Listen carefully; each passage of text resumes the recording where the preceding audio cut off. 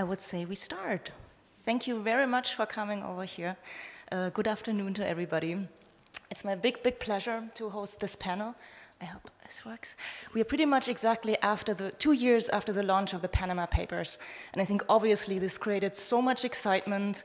It also created so much money available, possibly, because more and more foundations are also exploring this field. So the goal of this panel is to one step back, in a way, to no longer talk about individual stories, but really look more on the analytical side, on the research side. Can we see a method that's emerging? Can we see models? What does it mean for the audience? So what we are doing here is really no more only examples, but really looking at the more systematic approach for this. And Perugia gave me this wonderful opportunity to invite my personal idols. So a very warm welcome to the speakers here on stage. One here is Brigitte Alfte, Managing Editor of Journalism Fund, a support structure that's been supporting and also funding many investigative cross-border stories in the past. She will present her method of cross-border collaboration to us in a moment. Then also a very warm welcome to Stephanie Murray, coming all the way over to the United States. I have to admit, when I first ran into the research that you do at the Center for Cooperative Media in New Jersey, for me it was like not struck by lightning, but I was really struck that, wow, this is very interesting. There's a lot of research coming from the States, and I'm very excited that this is kind of the first time that the European and the American, from the research part, will exchange knowledge here on the panel. Then to my left, this is a bit weird with the micro. I hope it's okay with the sound and everything. You have to raise a hand when yeah. So to my left here is Annette Heft from the Free University in Berlin. I have to look this up because it's difficult. The new Weizenbaum Institute for Media and Communication Studies, and you're the project leader of digitalization and the transnational public sphere. So a very warm welcome. We'll also be looking at what does all this here mean for the audience, and I'm very happy that we can kind of cover it from all these perspectives. One last sentence about myself. My name is Tabea Grzesiek. I'm a journalist working for the German National Radio, and my interest in cross-border is I'm one of the co-founders of HostWriter. It's a platform, a digital platform that is also trying to make this cross-border contacts more easily available to everybody, to all journalists worldwide. So the structure for this panel is I would love this to be really conversational, and we will open the floor and take any questions of yours, as many as possible, but that we know that we can lay a foundation to what to talk about. The idea was to start with the short lightning talks, so each of us will have the floor to introduce this piece of research that we are all working on, and then there'll be Q&A, and then of course, hopefully a whole discussion with this room. So I would love to hand over, Brigitte, it's yours. It's all on my computer, so you might have to move it around a little. And this is the moment for for our wonderful colleagues from Perugia to change the picture. Yeah, there you go. All right, this works. Yeah, I'm the managing editor of Journalism Fund, where we try to support in-depth, independent journalism, and have done so for 20 years now. The past 10 years, I've been asked to create a European part of the organization, which is now the largest part, and one of our core businesses is to give research grants for cross-border collaborative journalism in Europe. So this is to my current position. I think it is probably 10, 15 years ago, I wrote on my website, there's this mission of cross-border collaboration, because I was a Brussels correspondent at the time for a Danish newspaper, and I saw that there was this need to collaborate if journalism wanted to match the power structures that we see in a more and more digitalized and globalized society. So the question is then, why go to cross-border collaborative journalism, which is cumbersome? You have to do an extra effort, you have to do networking and so on. And for me, I came to cross-border journalism as a journalist. Actually, it started with a no. I filed a Freedom of Information request with the European Commission for a European data set about European farm subsidies, which is a large amount of money, so I was planning a classic follow the money story. Commission said no. So we teamed up. I was working with 2 other colleagues at the time, a Danish gentleman and a British gentleman, and we then started to gather a network of colleagues in the national capitals and asked them to FOIA the data on national level. It was a win-win because we could give them the data expertise, the EU nerdy, nitty-gritty legal expertise, and they would have the national FOI expertise. They would get out the data, have a nice story, make their editor happy, and then share the data with the rest of the team so that we could indeed start compiling this European data set. So I came into it from the research side, from gathering information to a shared story. The Bea mentioned the Panama Papers, LuxLeaks, etc. So I've been talking about cross-border journalism since 2004, 5, 6, thereabout. And now, since LuxLeaks and the Panama Papers, everybody knows what I'm talking about, which is really nice. And there, I think, of course, the research side played a role. But what is really visible and something that we all can learn from is the simultaneous publication and how that set the public agenda. So that would be on the publication side. The power of collaboration is visible on the publication side. So we have, imagine there is a young student, I've been teaching journalism also in recent years, occasionally. So there's a young student who has a big dream of, you know, Panama Papers. But how do you get from journalism school or from someone who's never done cross-border collaborations to actually the ICIJ? It is such a big leap. So if we understand the process, each of us can start where we are. And I've had students who in their first year started to do it, and I told them, you know, stop, easy, you have to pass the exam, and they insisted, and they did it. And I was very proud afterwards, of course. But if we break it down to steps, we can understand each step, contextualize it, and teach it. And if we are a mid-career journalist who's never done it, we can still understand and work from there. So breaking down each individual step of the work process is, for me, the key that every journalist really can get started. And basically, this is a process wheel. It follows very much classic investigative journalism processes.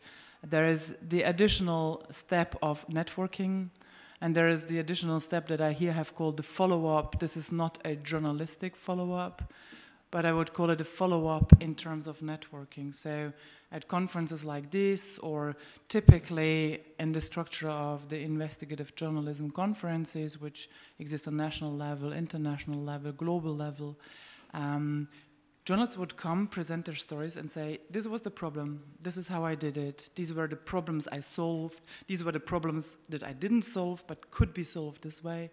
And so the audience learns, the journalist learns from own experience, lessons learned, but also in the audience people will hear, okay, she is very strong on ethics, or he is very good at fact-checking, or she is a specialist in this or that field.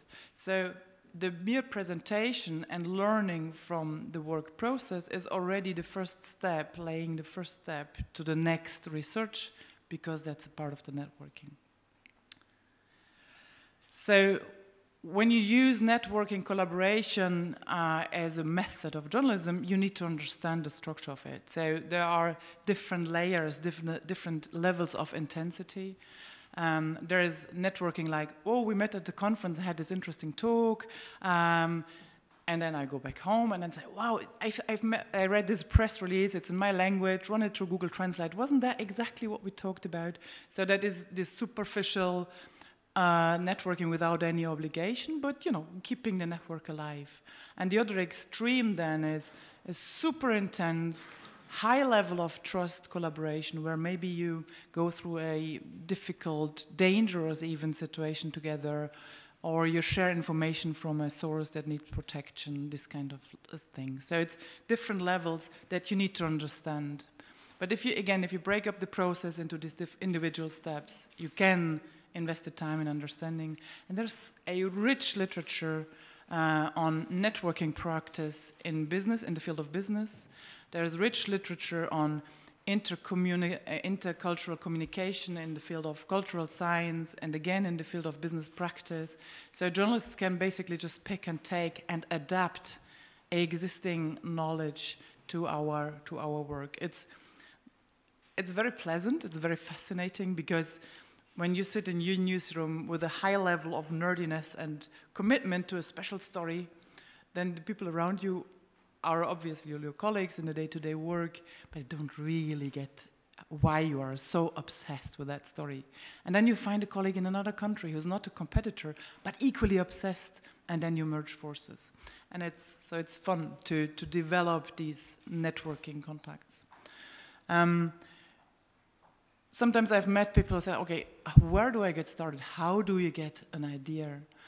And so on the idea step, I've tried to structure it into stories that where you can systematically develop cross-border ideas. The starting point is a global outlook or an international mindset or whatever you call it. Imagine there is a truckload of chemicals exploding in your backyard. People have symptoms of poisoning.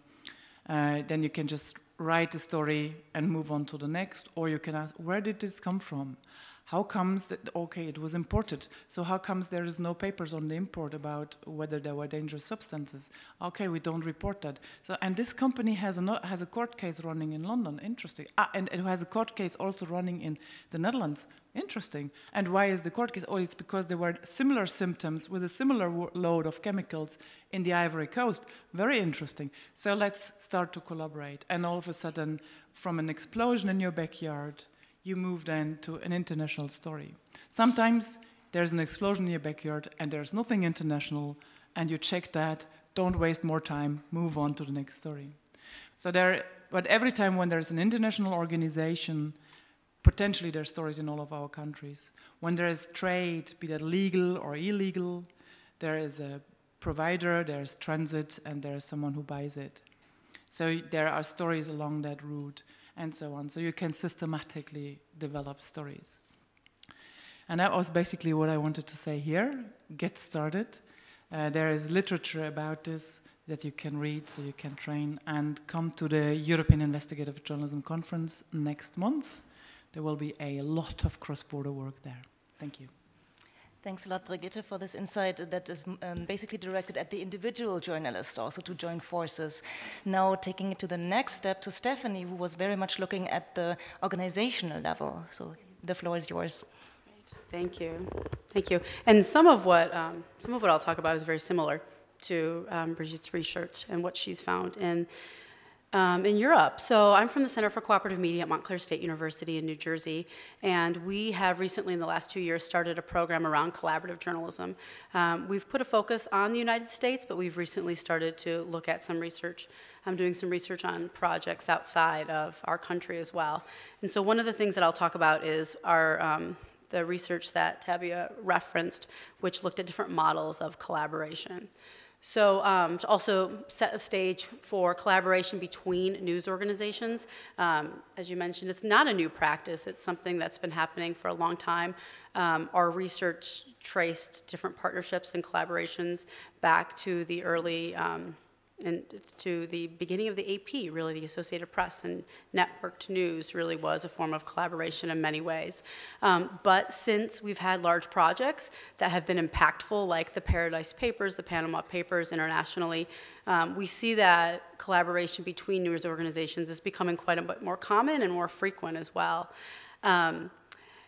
The large, impactful international projects, those have made a big difference. In the United States, we've seen a growth of nonprofit and single-topic news organizations, and that really has contributed to the increasing and more frequent use of collaborations between news organizations, because those types of news companies are much more working together and partnering is built into their DNA, unlike legacy or mainstream news organizations, where they are more prone to look at each other as purely competitive rather than potential partners.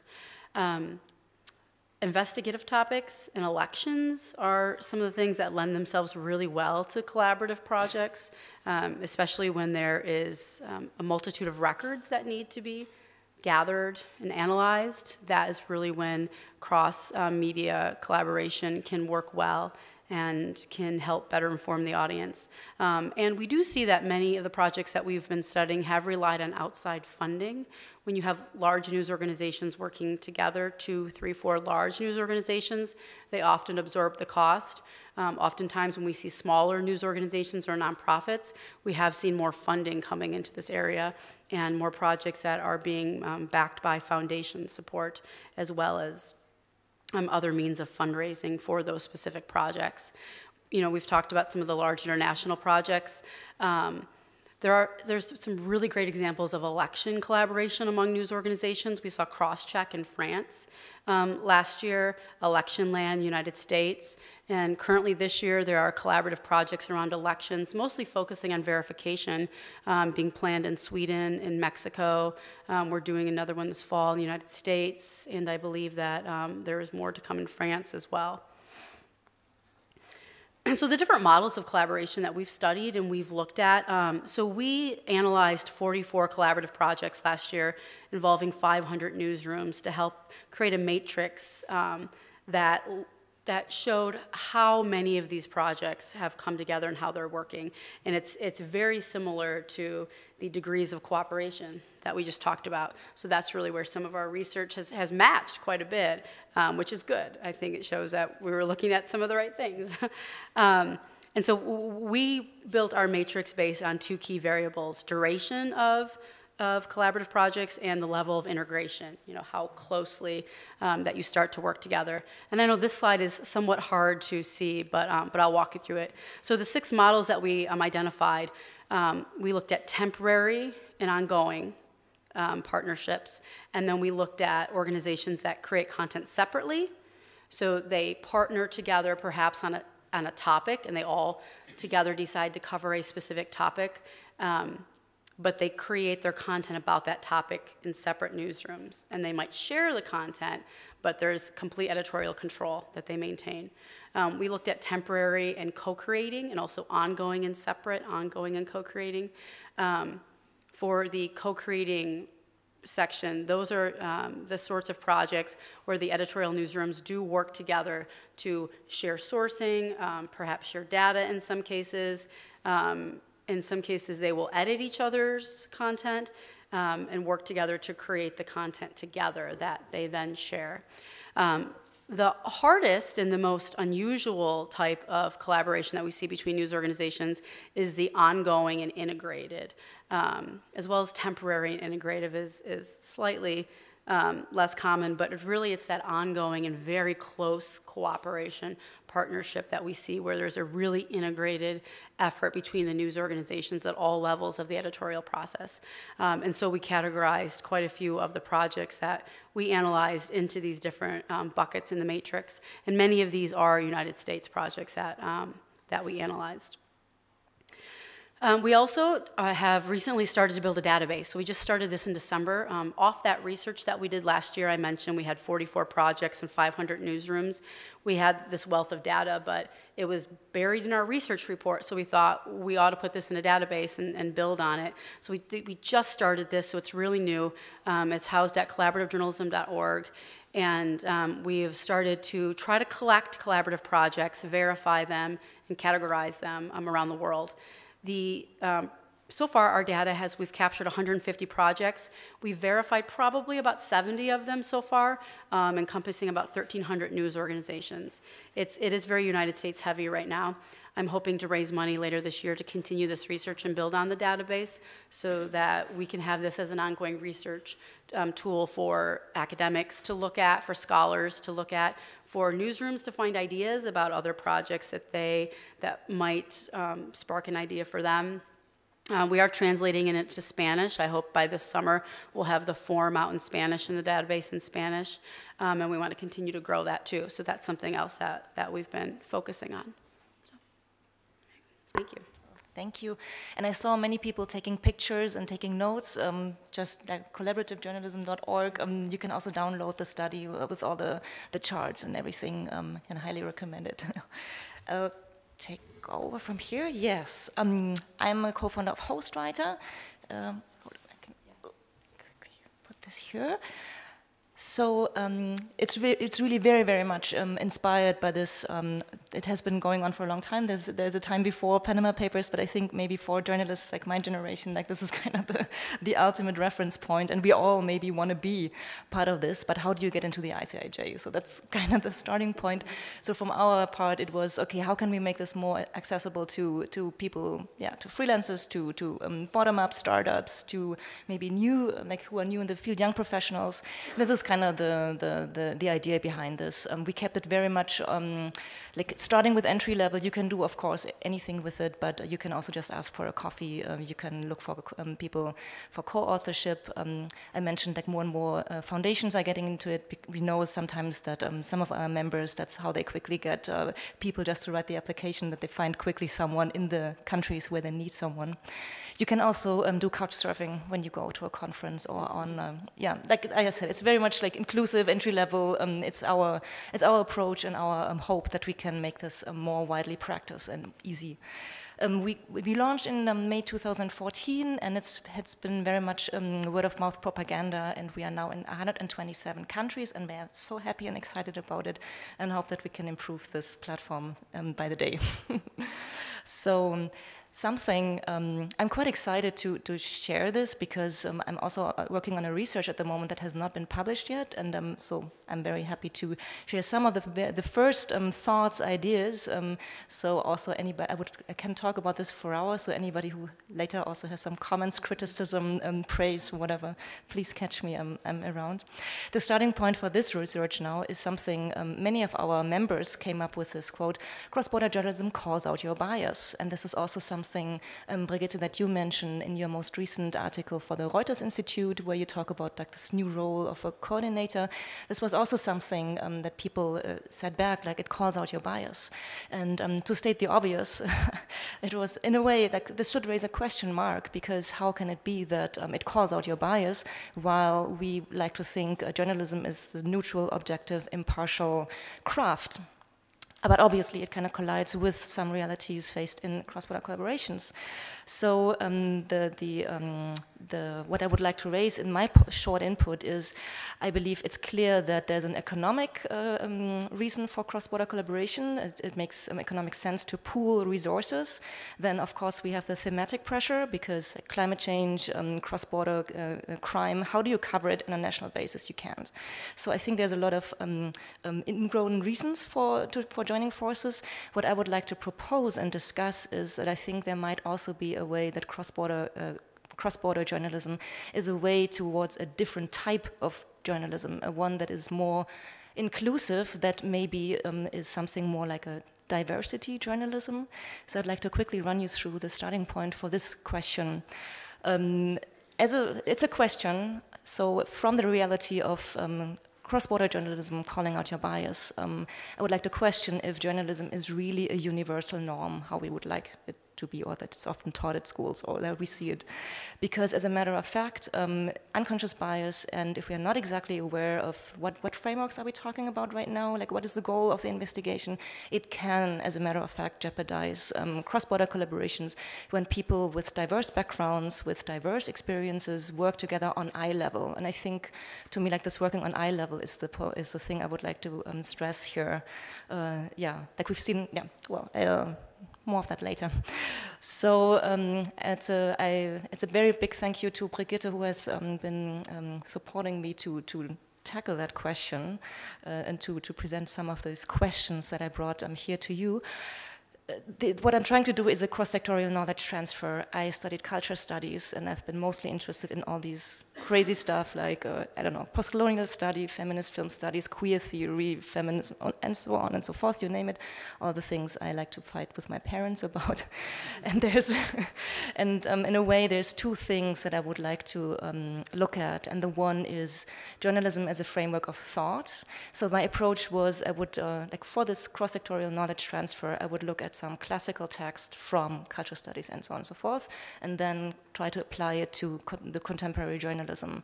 And the funny thing is, when you start looking for it, I found quite a few things that are around already. So yeah, sometimes I didn't even have to do the work myself. So very, very briefly, and I know I can only talk about the tip of the iceberg here. Journalism as a framework of thought, the approach was very much owed to Michel Foucault. It's the French archaeologist of Western culture or Western knowledge. Very, very briefly, he is super clear. He says nothing is universal. There is no ultimate things. There's no ultimate truth. There's always a history behind it, and it's a powerful history of exclusions. It's a power struggle.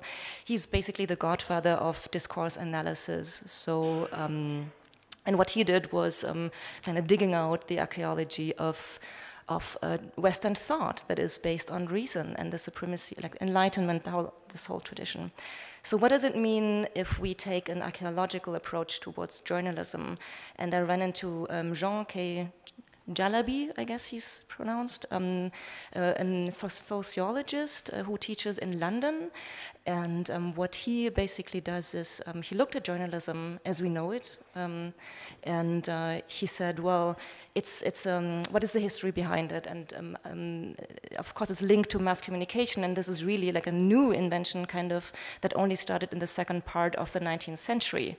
And he stressed that the model, like the struggle and the model that came up afterwards is the Anglo-American model that has the neutrality, impartiality, objective paradigm at its heart. And it's super useful. It's a very, very good thing to agree on. And he describes why this came up as a superior model at the end of the 19th century. Just to give one very brief example, the first papers to call themselves neutral were among them was the British Times. And we should very much put that in context of the advertising market. So in late 19th century, for the first time in history, there was independence for newspapers, meaning they were no longer funded by governmental subsidies or no longer receiving money from any political parties. So being neutral, being objective meant we're no longer sponsored by parties. There's more to it, but I don't want to bore you and keep this brief just as a starting point.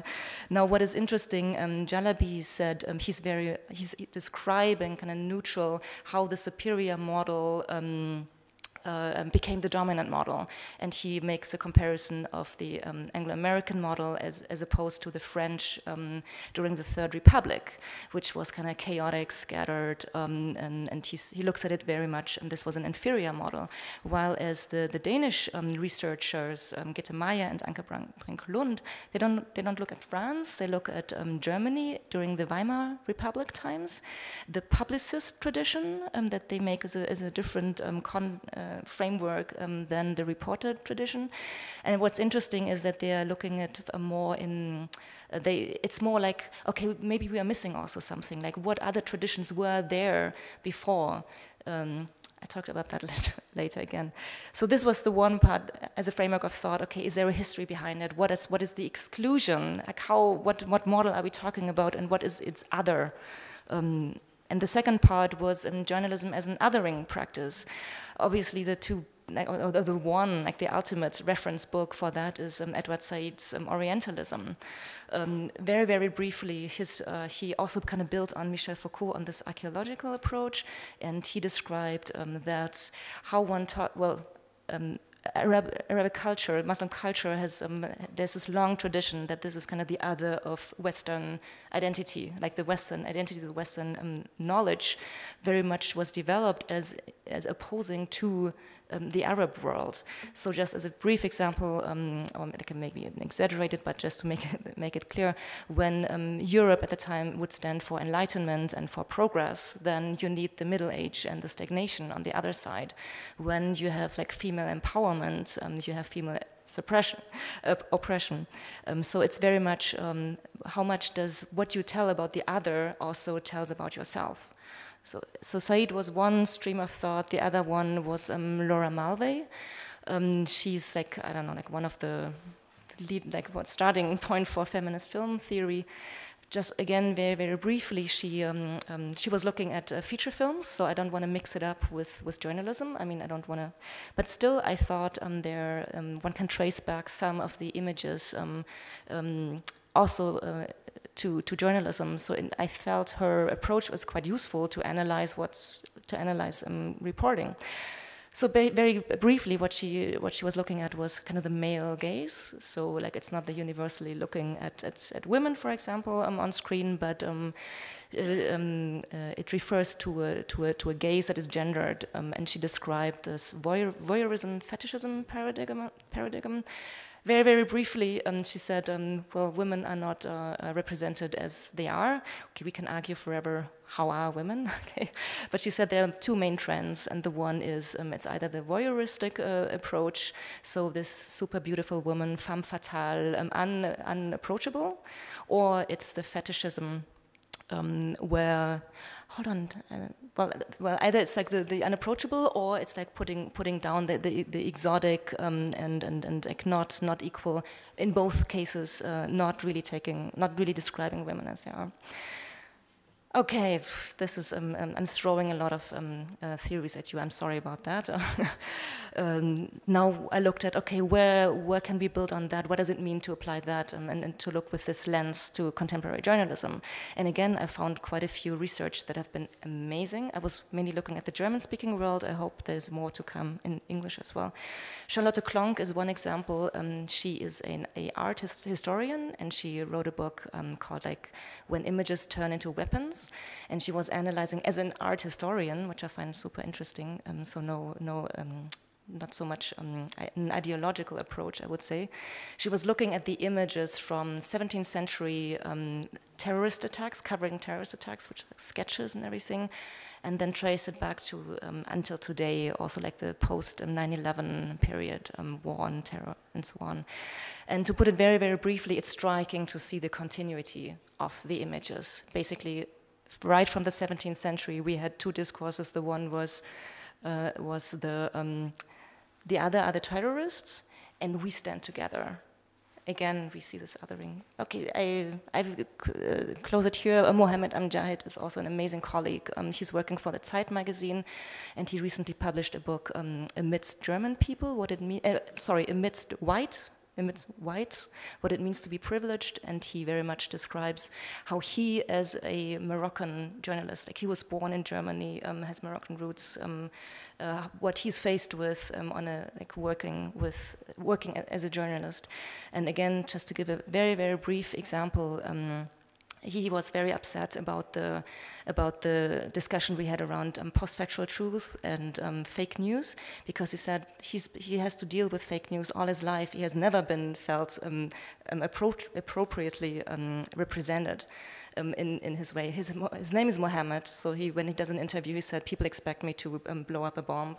Then my skin color suggests that I'll be harassing women, and he has an amazing book where he writes this, what does it mean in practice, like as a reporter. So taking all this as a background, and I run you through it way too quickly, I know, but just to give you an idea of kind of where it's coming from, the idea was, okay, what does that, if one does that cross-sectorial knowledge transfer, what does it mean for journalism? And there's like a handful of recommendations I would like to propose. The one would be, I do think it could be a driver of diversity, but that means that we, as the journalists involved in such a collaboration, have to be more embracing and be more aware of differences. And the first, most important recommendation is to be transparent, to be aware that maybe journalism is not a universal norm. We need to talk about it. We need to share what is the framework, what's the position you're talking from. And that we are aware that the dominant model was an historical victory of a very good model, but we also should have a look at if our working conditions and if our time in the 21st century really matches the same conditions at the end of the 19th century when advertisement market was booming and we were really independent. then find a common ground. Because of these differences, I would highly suggest, and also like adding on, I very much love Brigitte's systematic approach with the method. So I would say, think find a common ground is to embrace diversity as part of the method instead of fighting over differences and questioning the professionalism when someone comes from a different angle. And it definitely helps to share what's the motivation and what's the goal for the story, because in some countries, there's been very much interesting research. A lot of times in relation to the country you're working in, it's more likely that you see yourself as a driver of change, and the other one maybe are more muckrackers. So it's important to talk about that. One of my favorites is expect to see more than two sides of a story. I just wanted to share this as a very anecdotal finding that I was very excited about.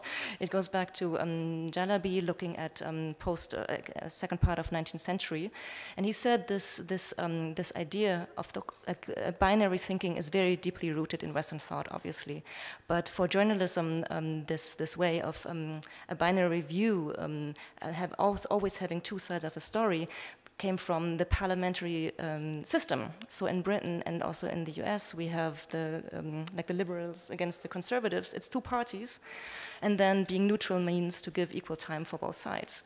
But in France, or maybe I think also nowadays, the political spectrum is much, much wider. So how do you cover both sides? And what started from parliamentary debates became a standard in reporting, and I think it's good to question that. So we should expect to find more than two stories. Check your narrative. There's many images coming from Edward Said, like thinking of this Orientalist thought that is deeply ingrained. And really checking again if the images one references to, if this is the best narrative that's out there. I'm running too long, so dig deeper is maybe the general recommendation, to be aware of differences, embrace them, and then I think cross-border collaboration could be an amazing way towards more diversity. So, and I hope to see more North-South, global South, East-West collaboration. Thank you. So, thanks a lot. I move this over to our last speaker. Yes, thank you. So Annette gives us a run through what does this mean to the audience. Yeah, actually, I can pretty much catch on what you already said. I come from the Weizmann Institute for the Networked Society in Berlin, and I was very happy in 2015 around this, that I met Brigitte, because at that time we were talking a lot within our discipline, which is communication science, about how national public spheres are structured. And with national public spheres, I refer pretty much to mass media at this point.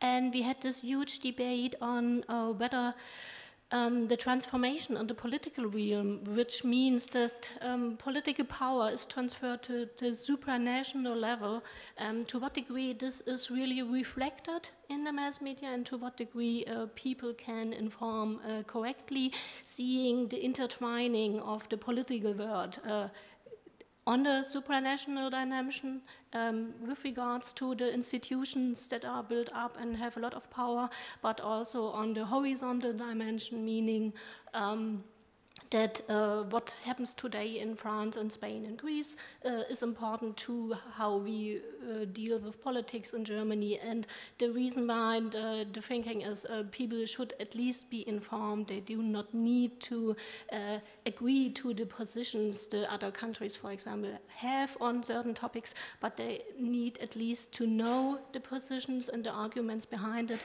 in order to build up their mind independently.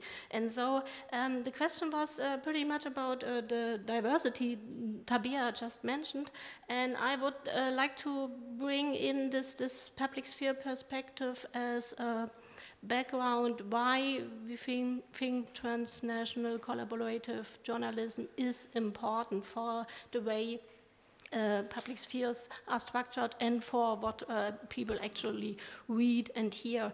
And I will only stress some small points here. I will not explain and go into detail with the theoretical background. I think it's not the most important point, but I would like to show one example of empirical research on this transnationalization processes. And the main point I would like to highlight regarding the transnational communication, it's really a concept that is different from international in the sense that borders losing their relevance for communication processes.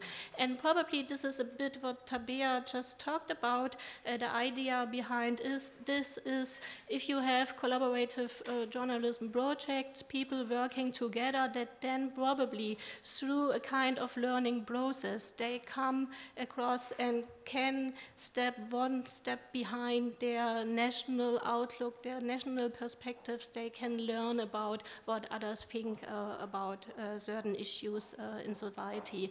And the transnationalization as a process, we see it as multi-dimensional. And of course, I come from communication science, so we always need some measures and to be able to catch this then in media content, for example. And we differentiate between two dimensions. And one is what I really just said, the vertical dimension. Do we find references in public communication to supranational entities? Are they displayed? Are they laid out? And the other is really the horizontal dimension, references to other national entities, to actors and issues from other national entities. And these two dimensions, and we pretty much think that those cross-border collaborative projects could be particularly well for the horizontal transnationalization. And I think we do not need to talk about the first one, the synchronicity of issue attention. Brigitte already mentioned this. This is the aim of those big cross-border projects. Panama Papers, of course, they arranged it in a way that they published more or less on the same day, and the aim was to bring attention to a certain issue in as much countries as possible. The other two indicators with which we catch such horizontal transnationalization are maybe a bit more difficult, because working together in such a group does not necessarily mean that the actors and the perspectives from the other persons, from the other national backgrounds, make it finally in the news coverage. And so these are the two other indicators for us. To what degree can we then find in the national mass media references to actors from other countries, to their perspectives? To what extent is this integrated in mass media coverage? And what we think and believe, we also met up or tried to make up to such a kind of pattern, or we thought about which characteristics of those cross-border collaborations might be important for the outcome, for the things that are published at the end. And I would like to highlight two dimensions. The first one is the organization and control within such a network. You can think about really flat hierarchy, small groups in which people work together, mostly younger people. We did also some interviews with them, really engaged, really collaborating a lot amongst each other, and we would think then this is something which from the learning process goes more or less directly into the content that people produce.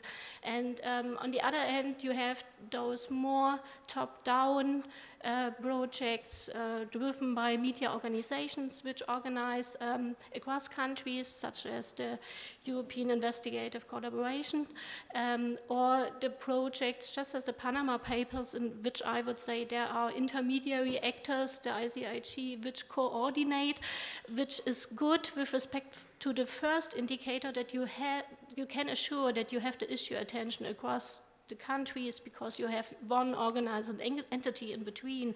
But the question then with this broader collaborations for me would be, to what extent do the journalists involved in those projects actually collaborate with each other?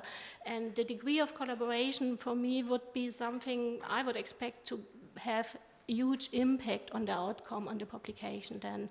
And with this, so I tried to differentiate a bit together with Brigitte. We worked on such a small project, comparing some cases. I always, in my mind, have it as a differentiation between the bottom-up networks, collaborations, which certainly come with different aims, with different motives people have to collaborate in it, and the more top-down networks where media organizations are more or less catching up and try to use this new method to, well, certain reasons, but I think they will be different from the reasons people have to engage from the bottom. And this would also be something I would like to, this would be interesting to discuss, to hear what your experiences are about this. And why should we care? We talked about this, supranational politics, community integration. I just would like to give one brief example coming from the social science perspective on the question how transnational is news media coverage until now. And this is only a brief example, a study which compared press coverage in 6 countries, starting from the 1980s to 2013. And the interesting line, oh, I see that my legende is not correctly shown, but the interesting line is the second from below, the green one, and this line shows references to other European countries. It mentions to what extent actors from other European countries are reference to get a say as a speaker, for example, or a reference to coverage in those 6 countries which are included here.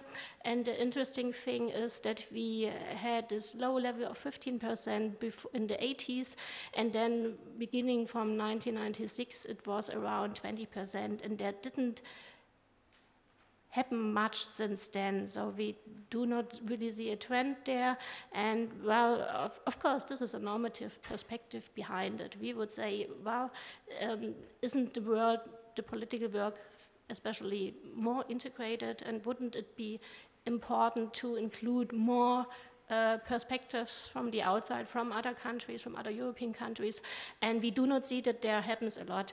Regarding the other dimension, what I said before, the vertical dimension, there we see an increase, so we can surely say that all the supranational institution building and the events we have on the European level, every summit and so on, creates the coverage on this. So we really have an increase on the vertical level, but we do not see an increase on the horizontal, and that's why I think those cross-border collaborations are so extremely interesting and so good and could bring something about it. But, well, then if we look at these results of the cross-border collaborations, we also need to have in mind that it might be that it gets more transnational, but this does not necessarily mean that it gets more diverse with regards to the countries which are mentioned. Because, for example, in the coverage on the Greek and Euro crisis, you have a lot of references to other countries, but those, for example, in Germany, I know the figures. Of course, France was cited a lot. Germany dominated the news coverage, and actors from Greece nearly got a say, at least at the beginning of this long debate. And so one needs to have in mind that transnationalization would be something we would regard as a good development, but it does not need that then all the countries are included to the same share, and actually this is also not something which has to be to the same. And I just would like to show one small other example where you see it a bit more in a direction that it got more diverse. This is and this is to this point diversity. This is research on the coverage on climate change on a global scale. So they included 11 countries, African countries, Asian countries, US, and so on. And recorded which speakers are mentioned and which speakers dominate news coverage. And the good information is that the US, which was dominant in the first period, which has been looked at here, in the second period was not the only one which stood in the middle, but you can see that other countries, especially from the global south, are not really that represented. And so this is a pattern we also find, that people's more in power and get normally more media attention than the ones which are on the other side and which are not able to react and decide politically. Thank you. Thanks a lot. So it looks like on the horizontal integration, there's still a lot for us to do from the cross-border perspective. We've been terrible talking way too long, including myself, of course. So I would love to open up the floor immediately. We still have some 15 minutes, I guess. And anything related to the method, to the organizational level, to diversity, to audience research, please feel free.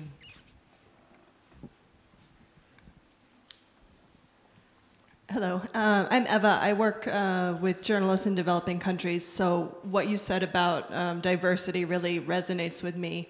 And I wanted to know if any of you have specifically researched the models for North-South collaborations and how you can categorize North-South collaborative projects, because what I see most often is sort of the like ICIJ, OCCRP model in which the Northern organization controls access to the data, the calendar, the workflow, and kind of deploys local journalists as stringers, sort of, like to tell local stories.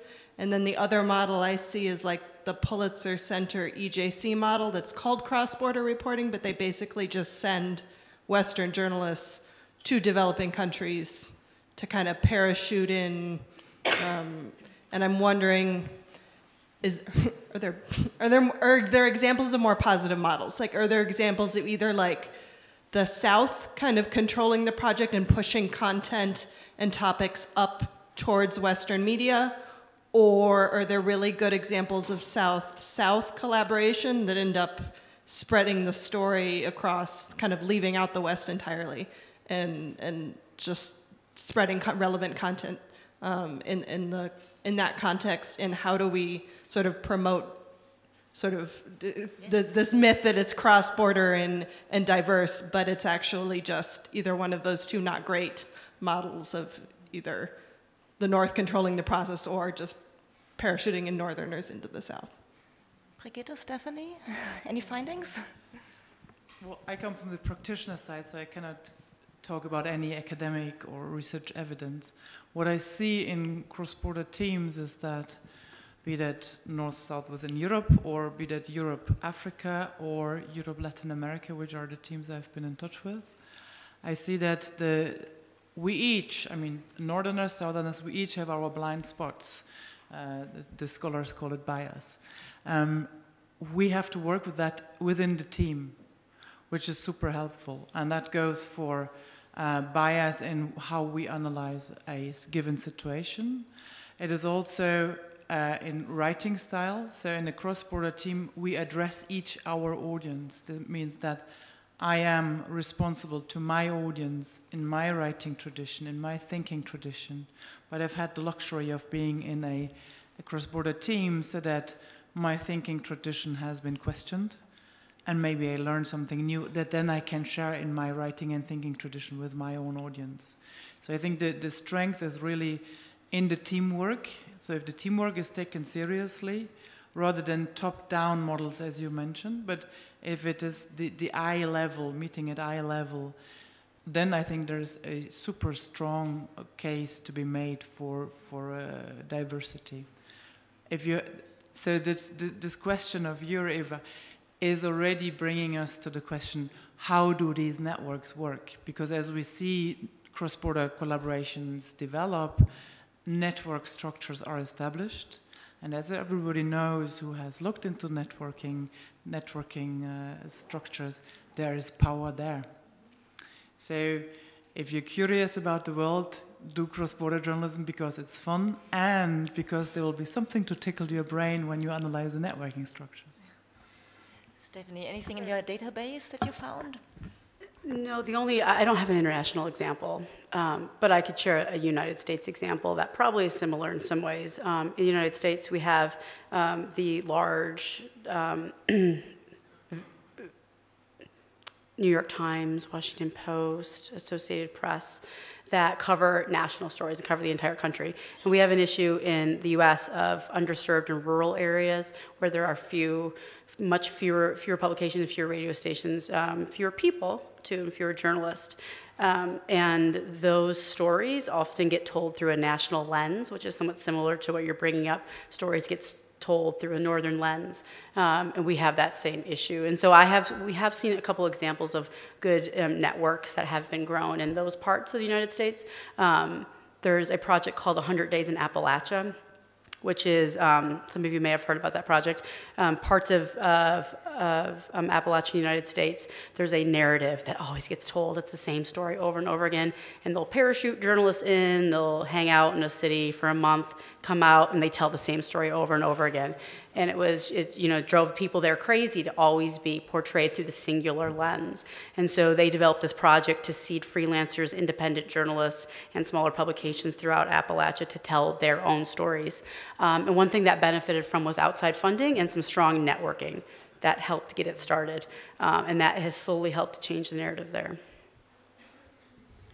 You wanted to add something now? If there are more questions, of course, go ahead. But I had another thought on your question, Eva.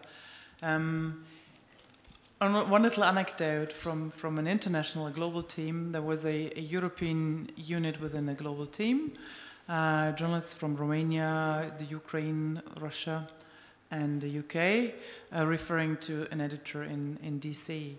Now, several of them had experienced training after the wall came down in Eastern Europe. There was a lot of training influx from West. And since English is the lingua franca, the working language, there was a lot of Anglo-Saxon style writing, which did not necessarily correspond with their target groups, because they had a different writing tradition. So there was this not being at eye level tradition that was a background experience of parts of that team. And within the team then, they worked, there was the ICIJ, that's not a secret, they worked, they cross-checked, they fact-checked, they had legal screening as you need. But then afterwards, based on the legally screened, the fact-checked material, one of the journalists completely rewrote the entire story for his audiences. Because he said, if I use the Anglo tradition, the Anglo-Saxon tradition, and put the conclusion in the headline, people won't even buy the newspaper. Because, why would you buy a newspaper where you have read the headline, where you've had the conclusion in the kiosk? You just walk by. What they were looking for was color. They were looking for, oh, the journalist got the pitch. And then 6 pages later of a good crime story, a journalist going through so many dangers to bring the conclusion to the reader, there would be the solution. And that is something that would be selling newspapers in his country. And so there are so many levels of respecting each other's writing tradition, thinking tradition, and indeed the respect is very much the key. And I think that goes for if we think about organizations working together. Bless you. Thank you. What you mentioned about the Appalachians, that's also the respect, the eye-level question. And I think that's really a key to many of these networks. And if we want to work on organizational level, we have to bear that in the back of our minds. Because that is such an energy. Respect is such a beautiful energy. We are taking the next question. In 1 second, I would love to take one small remark also to Eva's question, because I really think this is exactly this is the question to ask. Really, we need more examples of other types of other models, other stories. Because 2 days ago, I was at this one panel where it was about algorithm and so on and so forth. Again, I think the next level is algorithm bias. I mean, again, a certain framework of thought going into the technology. technology. And then I think it's even more difficult because then we don't deal with people, then we deal with technology, and it gets even worse to more difficult to show is there a bias inside. Just in brackets, I think this is the, yeah. Please, George Brock, I promised that you would have the floor, please. Thank you very much indeed. I better say immediately, ladies and gentlemen, that I'm not about to ask a question, I'm going to make an observation. But by the kindness of the chair, and if you are interested in cross-border investigative reporting and you live and work in the European Union, you might like to know that there is an absolutely new fund for this. 450,000 euros. You have to collaborate across at least one frontier. You have to be living and working in the European Union. This is organized by the International Press Institute. I just happen to be its advisor, that's it. Which is why I'm doing this plug. And the important thing to know is that it is new. It is exactly as I have described it. You will find it at the hashtag IJ4, that's the number 4, EU. IJ4EU. It's all there. The chair of the jury will be Wolfgang Kratsch, the editor-in-chief of the Süddeutsche Zeitung. For those of you who follow these things, very well-known name in the Panama Papers investigation. The last and really important thing you need to know is that the deadline for applications is May the 3rd. Thank you very much indeed. Thank you. So we better need to hurry up, everyone. Do you have a response directly? Like, how, oh no, there's a next question, and then I would also love to ask Annette one more question. I think there was a question. No? Yeah. Please.